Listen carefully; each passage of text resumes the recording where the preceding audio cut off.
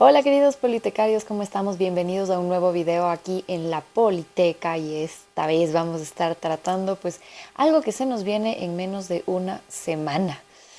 Y es que me refiero a que vamos a tener que volver a acudir a las urnas este 21 de abril del 2024 para decidir sobre la consulta popular. Así que vamos a estar justamente abordando brevemente de qué se tratan estas preguntas y vamos a estar haciendo un análisis para la comprensión de las mismas. Así que voy a tratar de ser lo más concreta y breve para que podamos entendernos y analizar estas 11 preguntas que vamos a tener en nuestra papeleta. Así que sin más preámbulo, arrancamos. Ok, entonces, básicamente lo que vamos a encontrarnos dentro de la consulta popular es una pregunta en torno a una reforma parcial a la Constitución, 4 preguntas en torno a este referéndum constitucional y el resto de preguntas van a estar planteadas como una consulta popular.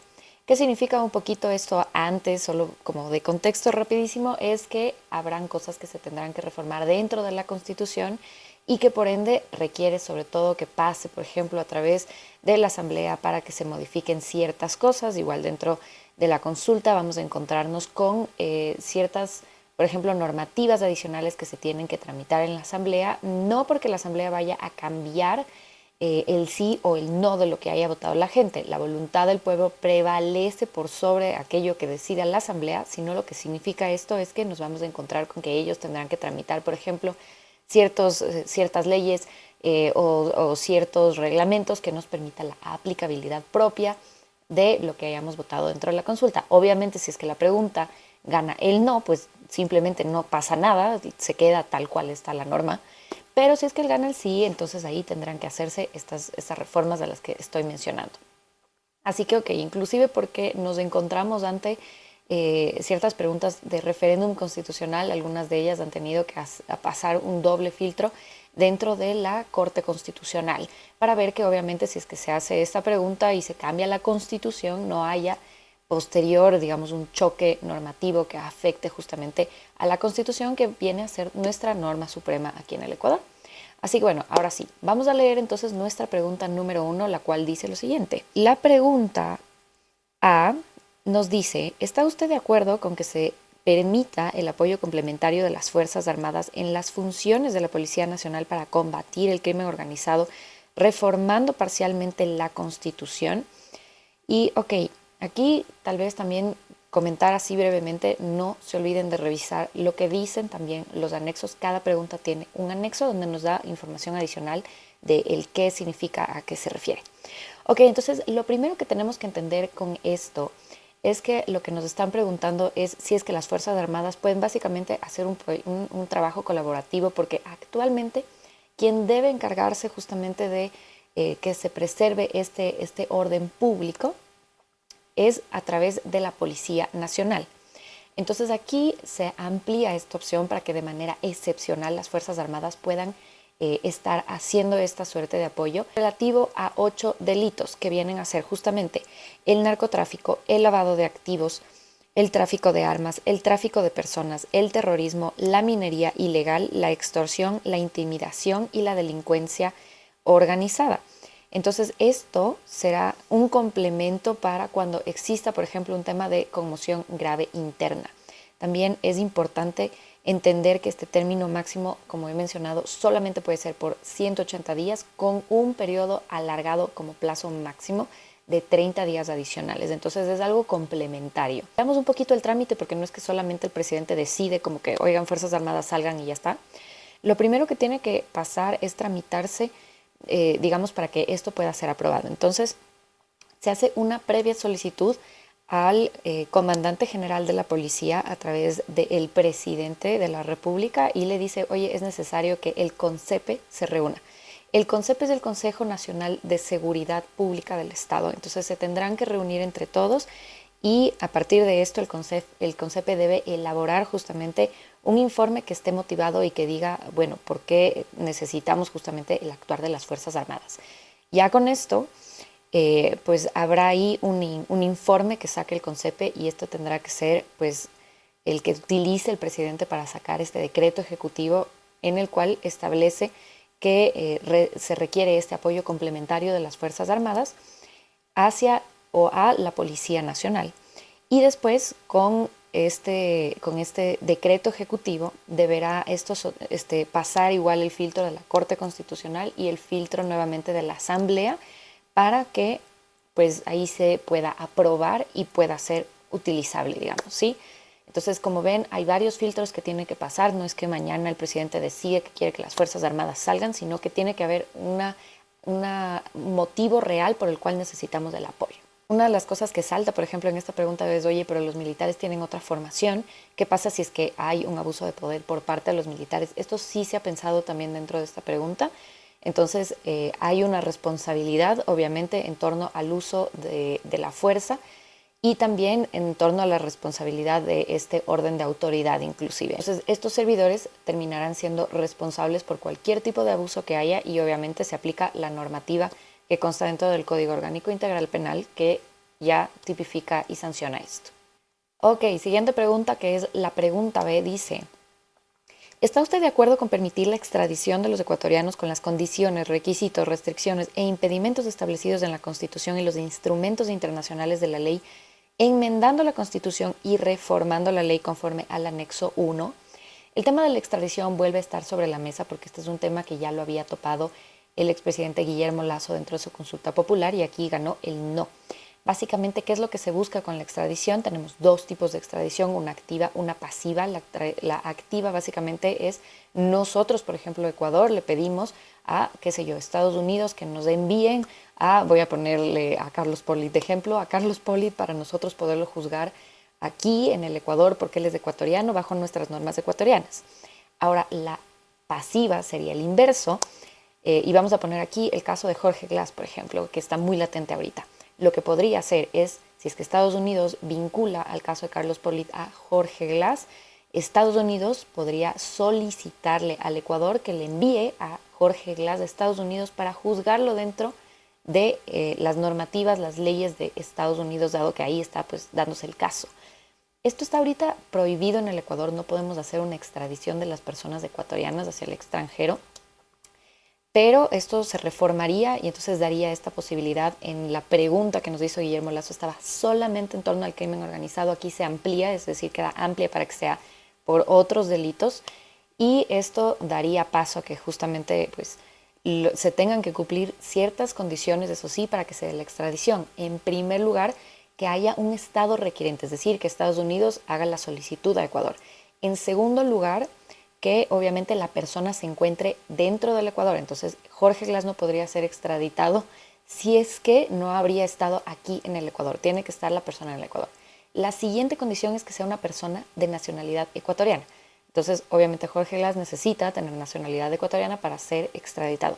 La siguiente es que haya una sentencia de por medio. Entonces, un juez tendrá aquí en el Ecuador que decirle, sí, ok, extradítese, por ejemplo, a Jorge Glass y mándeselo.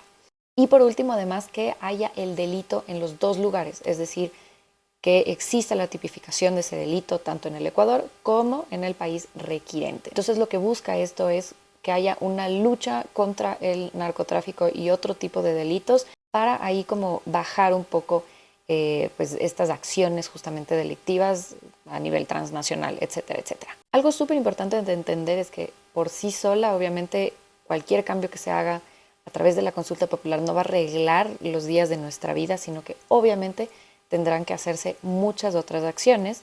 Lo importante es entender el trasfondo del porqué de la pregunta y en base a eso hacer nuestra decisión. Así que, ok, siguiente pregunta. Vamos a ver la pregunta C.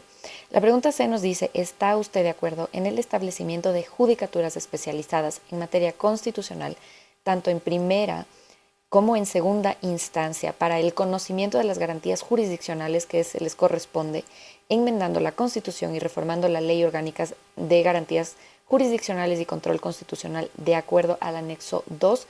¿Qué es lo que pasa? Aquí hemos visto, por ejemplo, que muchos jueces han otorgado ciertas medidas cautelares, ciertas garantías constitucionales a personas privadas de libertad que no necesariamente requerían de ellas, sino que han abusado justamente de estas garantías constitucionales para salir de forma anticipada de la cárcel y no cumplir a cabalidad sus penas.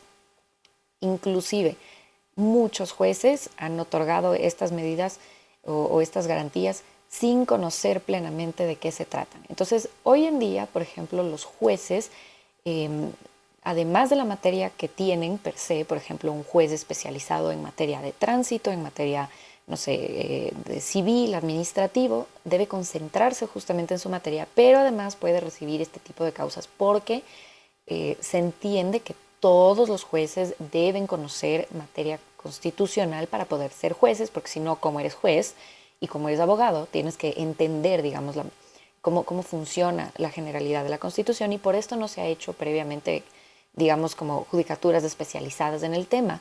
Pero esto ha traído dos consecuencias. La primera es que en ciertas garantías que son, por ejemplo, tramitadas a partir de primeras y segundas instancias, se ha sido bastante complicado porque no solo te toca tomar lo que ya está dentro de tu materia, sino además tomar estas otras. Y también si es que ya vemos pues otros temas como acción extraordinaria de protección ante la Corte Constitucional, nos vamos a dar cuenta que aquellas que manejan la Corte Constitucional se demoran inclusive mucho porque es una gran cantidad de causas. Entonces lo que se busca es que hayan estas judicaturas especializadas para que se encarguen netamente de hacer esto y que se impida que entonces un juez de, no sé, alguna parte del Ecuador se otorgar esto a estas personas que manipulan la justicia. Ahora, digamos que desde la parte negativa, lo que haríamos es, sin duda alguna, tener que gastar más recursos para poder, primero, tener este tipo de jueces, dos, generar este tipo de judicaturas, porque ahorita no hay. Entonces vamos a necesitar más recursos y más personal para que tengamos estos jueces especializados.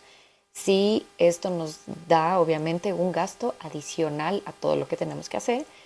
La lógica detrás de esto es impedir lo que acabo de mencionar, que se mal utilice, más bien dicho, estas garantías y estas medidas a favor de la parte delictiva. Y obviamente que interpongamos 500.000 habeas corpus cada vez que queremos salir de la cárcel.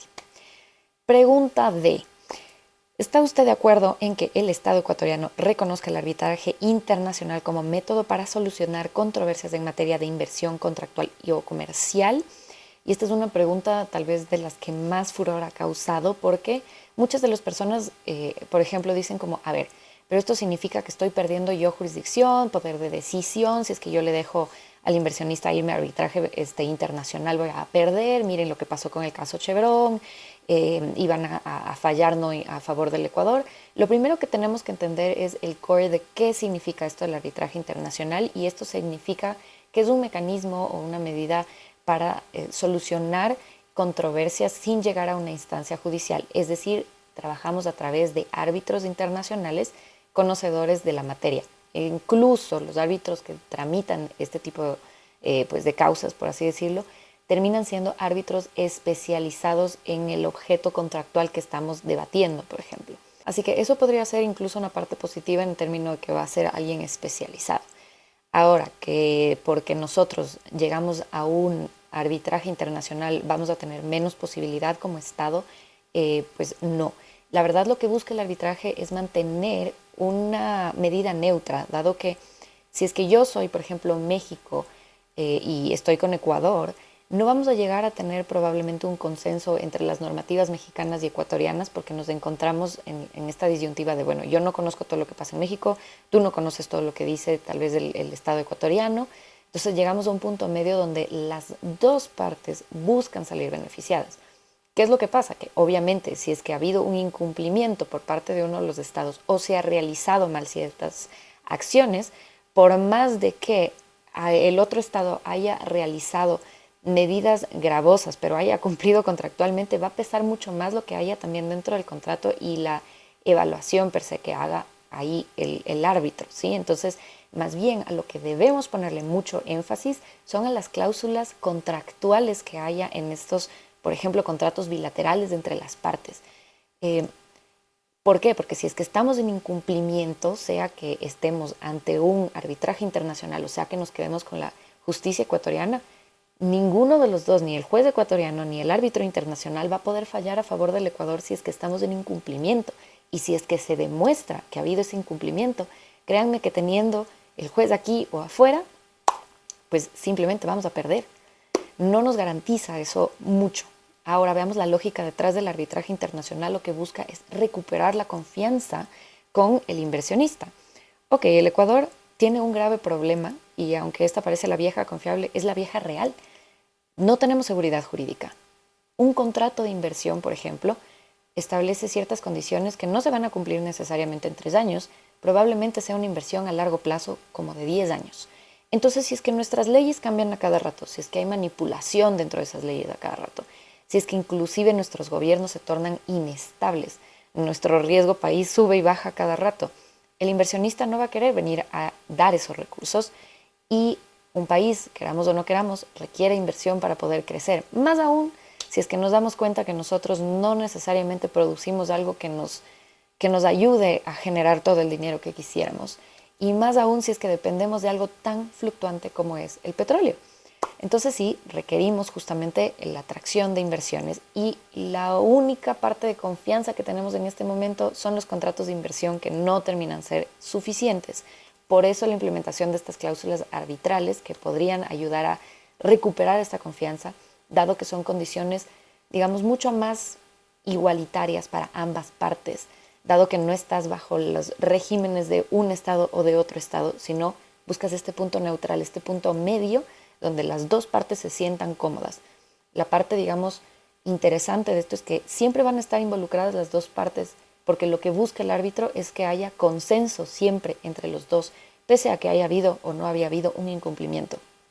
Digamos que la parte negativa de esto es que obviamente un laudo no es que va a poder llegar a ser una apelación como si sería tal vez en una justicia ordinaria, sino que esto no es apelable. Lo que pueden hacer las partes es pedirle al árbitro que, indague un poco más o que aclare el torno de la decisión. Un laudo que termina siendo esta resolución es básicamente lo mismo que es una sentencia. Tiene ese mismo carácter de exigibilidad que tendría una sentencia. Ok, siguiente pregunta, que es la E. ¿Está usted de acuerdo en enmendar la Constitución de la República y reformar el Código de Trabajo para el contrato de trabajo a plazo fijo y por horas, cuando se celebre por primera vez entre el mismo empleador y trabajador, sin afectar los derechos adquiridos de los trabajadores de acuerdo al anexo 4? Y esta es otra pregunta que ha creado también bastante conmoción. ¿Por qué retornar a este tema del trabajo por horas? ¿Podría ser precarización justamente de estos derechos adquiridos por parte del trabajador? Y yo creo que hay que aterrizar aquí en la realidad nacional. La realidad nacional, según los mismos índices que nos da el INEC para 2023, es que el 53,3% de las personas que están poblacionalmente en actividad laboral no tienen un empleo bueno, es decir, no necesariamente están en la brecha del empleo, sino que están en el subempleo o simplemente no tienen empleo. Es una gran cantidad de población la que está en ese margen.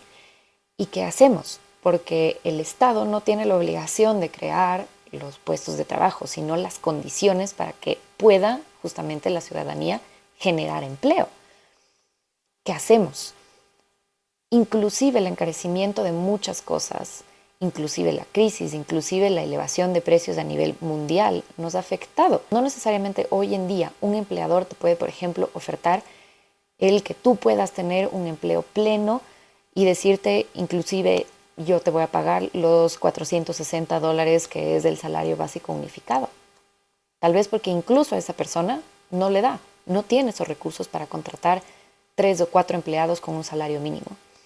Y entonces esas personas terminan buscando empleo en donde sea.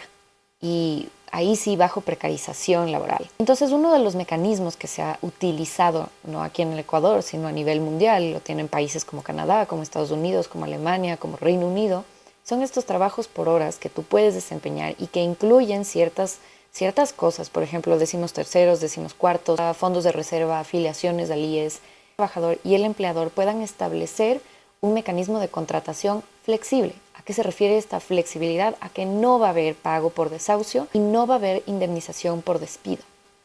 Ya había en el Ecuador antes de la Constitución del 2008. Entonces, por obligación, estos contratos además deberán estar registrados en el Ministerio de Trabajo. Ha habido varios anuncios por parte también del Ministerio del Trabajo de cuánto realmente se estará pagando por horas. Empezó en como 2.50 más todos estos beneficios que comentaba. Llegó a los 3.80, ahorita dijeron 7.40. Bueno, Realmente creo que esta parte no sé si es que está muy clara todavía en cuánto va a costar realmente la hora de trabajo, pero este primer acercamiento se da en torno a del salario básico unificado dividido para el número de horas que realmente una persona trabajaría en una condición normal. Ello se busca que estas aproximadamente 5 millones de personas que no tienen un trabajo formal, que buscan empleo y no lo encuentran, tener una oportunidad real, formal y que vuelva inclusive más competitivo al mercado laboral. Y hacer paralelamente el ministerio para que no haya una precarización laboral real. Por ejemplo, acordar qué va a pasar con estas otras condiciones como, oye, si estoy en una empresa que paga utilidades, ¿qué va a pasar conmigo? Hay ciertos puntos que se tienen que terminar de delimitar para que no entremos a cualquier abuso que pueda darse. Vamos a las preguntas de la consulta popular y aquí viene la pregunta F que dice: ¿está usted de acuerdo con que las Fuerzas Armadas realicen el control de armas, municiones, explosivos y accesorios de forma permanente en las rutas, caminos, vías y corredores autorizados para el ingreso a los centros de rehabilitación social? La lógica de esto es sí, ya existe también, digamos, un control por parte de las Fuerzas Armadas, pero ¿por qué tal vez ponerlo en esta parte de los centros de rehabilitación? Y aquí se acordarán lo que vivimos mucho en estas crisis carcelarias, que es, bueno, ¿cómo es que terminan teniendo, por ejemplo, armamento militar o armas de alto calibre dentro de las cárceles y no sabemos cómo terminan dentro de las cárceles más armados que la misma policía? Entonces la idea un poco de esto es evitar justamente que hayan estos sucesos donde estas armas entran de forma, digamos, disfrazada, camuflada, y que de esta manera inclusive van a ver cómo se concatena con otras preguntas posteriores, que es, por ejemplo, ¿qué pasa si es que yo hago la incautación de estas armas? ¿Qué pasa con los centros de rehabilitación y las penas que me obligan a quedarme? Entonces, digamos que esta es una pregunta un poco concatenada con el resto, pero su finalidad principal es obviamente evitar la proliferación de armamento dentro de las cárceles y con la pregunta siguiente que estas municiones puedan terminar siendo utilizadas por las Fuerzas Armadas y la policía. La pregunta G nos dice: ¿está usted de acuerdo con que se incrementen las penas de los delitos de terrorismo y su financiamiento, producción y tráfico ilícito de sustancias catalogadas sujetas a fiscalización, delincuencia organizada, asesinato, sicariato, trato de personas, secuestro extorsivo, tráfico de armas, lavado de activos, actividad ilícita de recursos mineros, reformando el Código Orgánico Integral Penal del anexo, conforme al anexo de la pregunta? Ya el año anterior se hizo una reforma al Código Orgánico Integral Penal y ahora lo que se trata de hacer con este endurecimiento de las penas es un poco jugar a esta de la deslegitimación de el por qué yo cometo el acto delictivo. Entonces, si es que me sancionan más, yo probablemente voy a tratar de delinquir menos porque sé que voy a estar mucho más tiempo aprendido.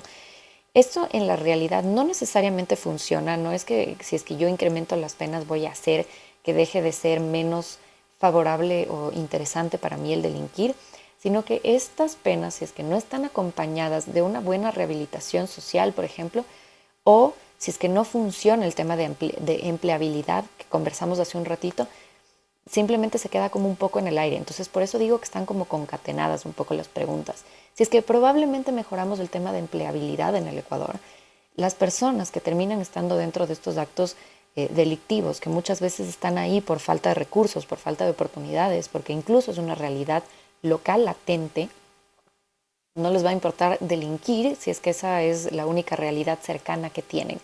Entonces, más allá del incremento de penas, que sí puede ser por el momento político en el que nos encontramos, momento de crisis nacional y demás, que puede ser importante, digamos, que al menos en estos delitos haya un poco más de fuerza, y dado que aquí no podemos tener, por ejemplo, un tema de cadenas perpetuas o de pena de muerte, dado a que no va por ahí nuestra legislación, se busca, obviamente, que este incremento de penas sea el mecanismo para hacer menos atractivo a estos actos delictivos. Pero como digo, si es que no mejoramos las condiciones dentro del Ecuador en términos económicos, sociales y demás, esto no va a tener mayor, digamos, eficacia, ¿sí? Entonces tiene que ir acompañado de algo más, inclusive de esta parte de rehabilitación social.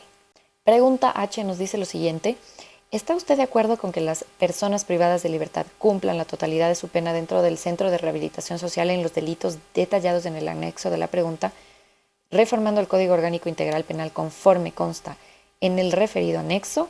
Y aquí les decía, ok, actualmente el Código Orgánico Integral Penal conjuntamente con el reglamento del SNAI nos dice que una persona que haya cumplido, por ejemplo, el 60% de su pena dentro del centro de rehabilitación y tenga pendiente este 40%, lo podría hacer fuera de los centros de rehabilitación social siempre que cumpla condiciones como, por ejemplo, que se le haga esta evaluación psicológica y se determine obviamente que la persona está como ok para hacer una reinserción social, que haya tenido, digamos, un buen récord, es decir, un buen comportamiento a lo largo de este tiempo, y esto en el mejor de los casos si es que funcionarían los centros de rehabilitación social en el Ecuador.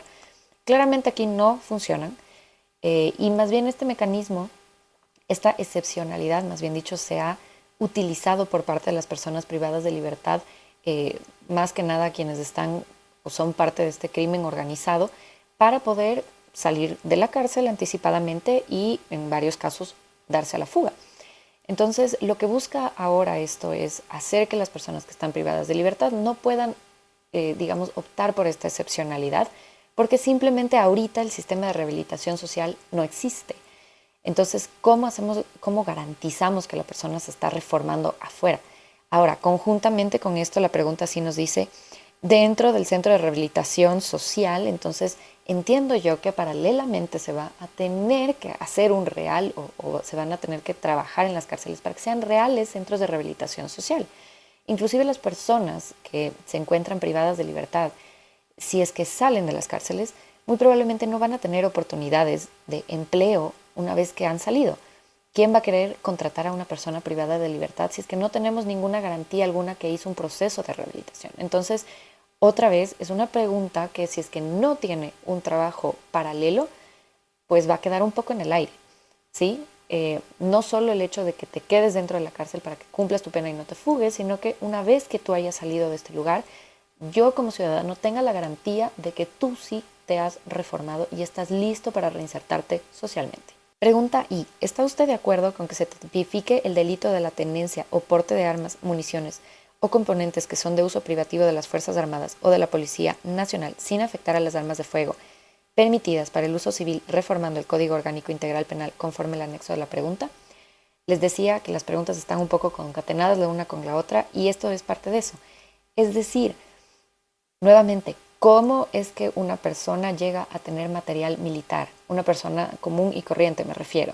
Si no es a través del crimen organizado. A eso es lo que va un poco la pregunta. Entonces, no incurren las personas que tengan, por ejemplo, un permiso de porte de armas común y corriente, que han pasado un trámite y un proceso normal, por ejemplo, de adquirir, qué sé yo, un arma de fuego, una pistola, sino de, oye, ¿cómo adquiriste este equipamiento militar que una persona común y corriente no tendría acceso? Y eso solo podrías haberlo hecho a través de que hayan hechos o temas ilícitos, inclusive en las mismas instituciones, ya sea las Fuerzas Armadas, ya sea la policía, o a través, como digo, del crimen organizado y que pues ahí alguien te esté ayudando.